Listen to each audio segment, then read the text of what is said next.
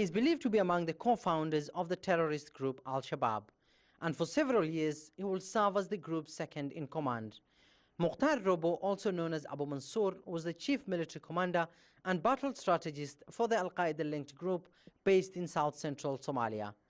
But in 2013, Robow fell out of favor with the group's leader Ahmed Abdi Godane, who was killed in a US airstrike in September 2014. But earlier this month, the US removed him from their list of sponsors of terror after 5 years. And on Sunday, authorities announced that he had surrendered. Mukhtar Robow had a major fallout with Al-Shabaab.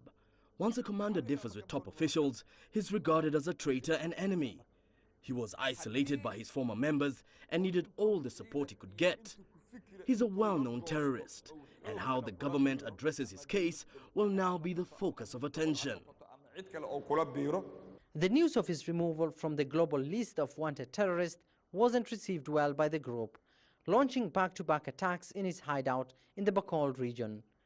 The former military strategist for the militant group Al-Shabaab has been flown to the capital Mogadishu from his hometown in Hudur in southwestern Somalia. But for now, how Mogadishu goes about his case remains the biggest question. He is the fourth top commander to surrender in recent years.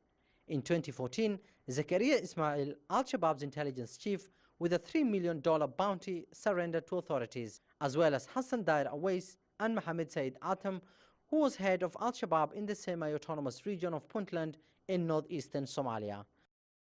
Authorities have welcomed his surrender, but it's unclear how this recent move will impact on Al-Shabaab's attacks across the country. Earlier this year, the militant group was ranked the most deadly terrorist outfit in the African continent, overtaking Nigeria's Boko Haram that recently joined ranks with ISIL. The group is yet to issue a formal statement on Robow's surrender. Meanwhile, many hope that it will put an end to years of bloodshed that's already claimed thousands of lives.